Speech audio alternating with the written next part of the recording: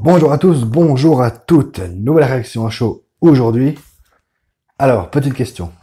Qu'est-ce qui se passe si on prend un réalisateur mal aimé, qui n'a pas eu de chance dans sa carrière, qui n'a presque rien fait, un acteur qui, malheureusement, qui est un très bon acteur, d'ailleurs, que j'aime beaucoup, mais qui, ces dernières années, n'a pas fait parler de lui en bien. Et on prend également l'univers de Lovecraft, H.P. Lovecraft. On met tout ça dans un checker et ça nous donne le film Color Out of Space, ou La couleur venue de l'espace, qui est justement tiré d'une nouvelle de H.P. Lovecraft. Alors, tout le monde connaît Lovecraft. Pour ceux qui ne connaissent pas, il y a d'autres vidéos qui en parlent mieux que moi. Mais, ou alors également, il y a les livres. Mais Lovecraft, c'est surtout quelqu'un qui, eh bien, avait une imagination débordante de monstres, de contes. Alors, c'était surtout des romans horrifiques, fantastiques horrifiques, d'où ce film. Donc, qui est réalisé par Richard Stanley. Alors, Richard Stanley, malheureusement, on le connaît plus pour des clips vidéo à l'époque, les années 80-90. Il avait commencé à réaliser le remake de l'île du Docteur Moreau en 95. Seulement, il avait été viré au bout de quelques semaines de tournage à cause de Marlon Brando et Val Kilmer qui ne s'entendaient pas avec. Il faut dire qu'à l'époque, Brando et Kilmer avaient une grosse tête comme ça et voilà, ça a joué en sa défaveur. Donc, il a passé des années comme ça à rien faire jusqu'à ce film qui est sorti, qui est sorti déjà en 2019, mais qui devrait arriver en 2020 chez nous, je crois, ou alors il est déjà arrivé, enfin en Blu-ray je parle, mais j'ai eu la chance de le voir, qui va réunir en casting donc cet acteur qui malheureusement ne fait plus tellement parler de lui en bien depuis ces dernières années, qui est Nicolas Cage. Nicolas Cage, vous savez que j'adore Cage, j'adore ce mec, même si le film est nul, il arrive à te rendre le film génial. Ça, j'y peux rien, c'est comme ça. On va retrouver également casting Jolie Richardson. Alors, voilà. Madeleine Arthur, euh, qui a eu quelques petits rôles. Voilà, qui joue la fille de Cage et Richardson. Ainsi que Elliot Knight, qui va avoir un rôle déterminant dans ce film.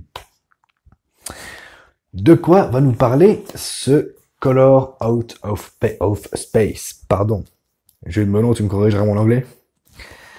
Donc, on va retrouver Nathan, ou Nathan comme vous voulez, Gardner avec sa famille, sa femme Teresa, ses enfants, Ludvinia, Benny et Jack, qui vivent dans une petite ferme et voilà, qui ont une vie un peu monotone, hein, sauf leur fille Ludvinia, qui est une espèce de sorcière ou qui se prend pour une sorcière, avec des pentacles et tout le tralala. Mais un beau jour, leur vie va être tourmentée par l'arrivée d'une espèce de météorite, toute rose, ou voilà, un peu rose mauve, enfin rose, et qui dégage une odeur de mort, et qui va lancer des éclairs, qui va s'infiltrer dans l'eau, et qui va rendre nos personnages terriblement anxieux, énervés, et quelques fusions également. Fusion au sens littéral du terme. Donc, alors je m'arrête là pour le speech parce que j'ai pas envie de vous mettre des spoils, voilà.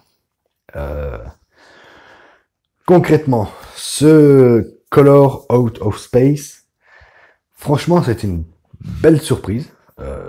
Je m'attendais pas à aimer, franchement, parce que voilà, Lovecraft, c'est pas vraiment un univers que j'affectionne.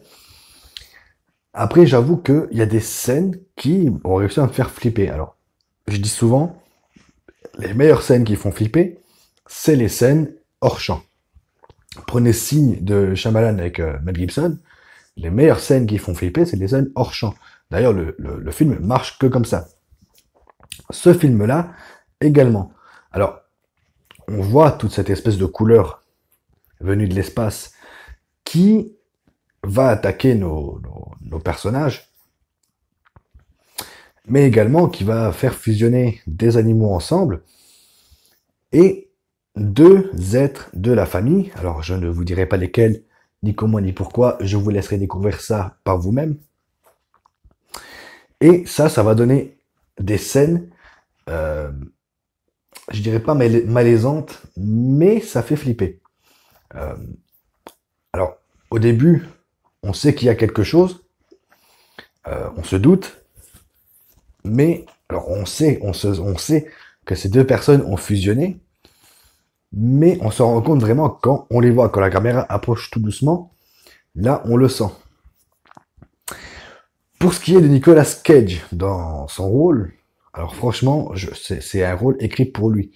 C'est vraiment euh, génial.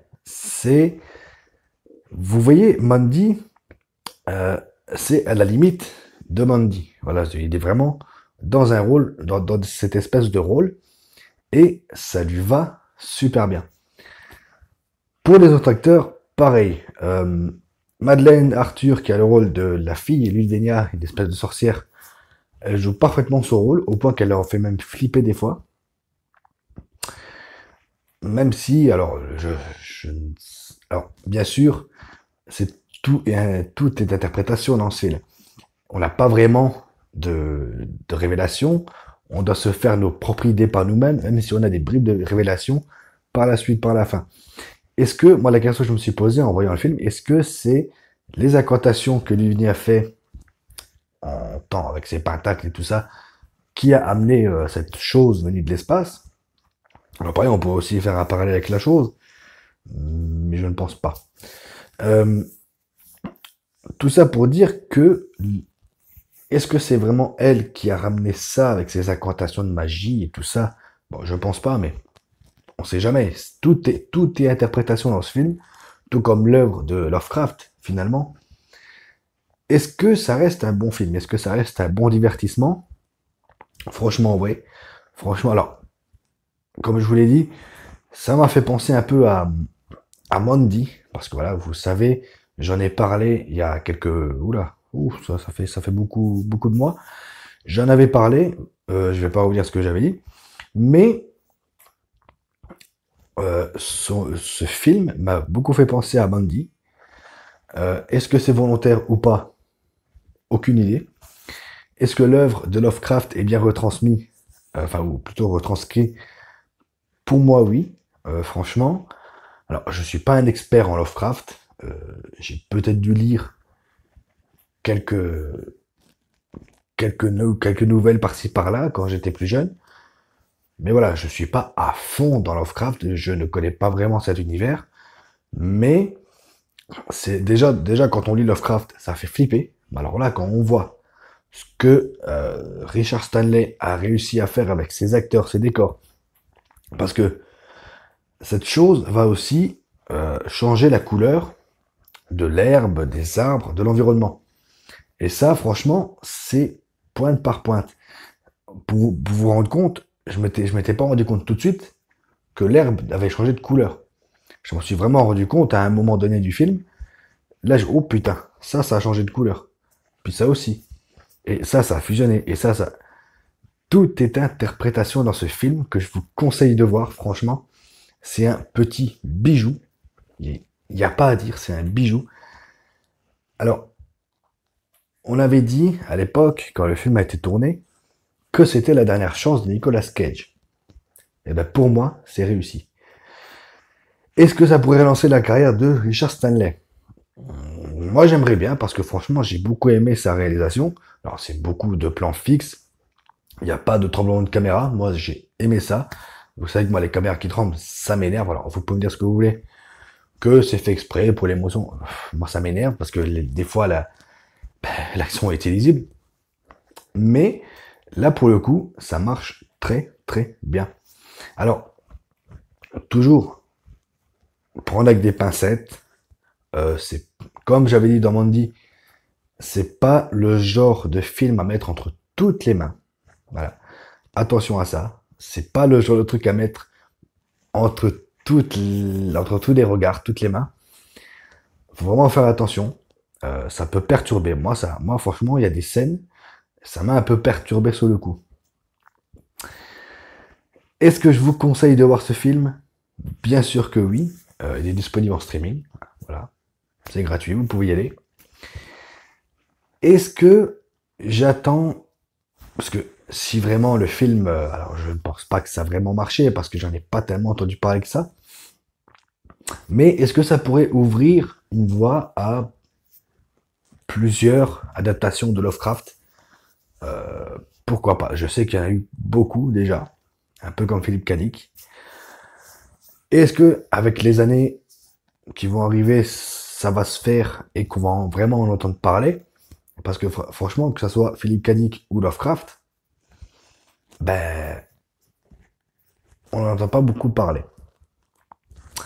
Sauf pour ceux vraiment qui connaissent. Alors, comme je l'avais dit dans ma vidéo sur les adaptations, vous vous doutez que des fois, les films, il y a beaucoup de films que vous voyez qui sont tirés d'œuvres littéraires que vous ne savez même pas. Par exemple, Blade Runner, qui est un roman de Philippe Cadic à la base, que, eh bien, la moitié des gens ne savaient pas d'où ça venait. Entretien avec un vampire, qui est aussi une série de romans, carrément. À l'époque, quand le film est sorti, on ne savait pas vraiment que c'était adapté d'un roman. Voilà. C'est tout pour aujourd'hui. On va se quitter là-dessus. Alors, j'espère que j'ai réussi à retranscrire les émotions que j'ai ressenties pendant le film. Également à vous donner mon ressenti global sur le film. Parce que je sais que je tourne pas beaucoup en ce moment. Mais j'espère que l'essentiel est là. Continuez à regarder des films à jeux vidéo. Prenez soin de vous. Ciao.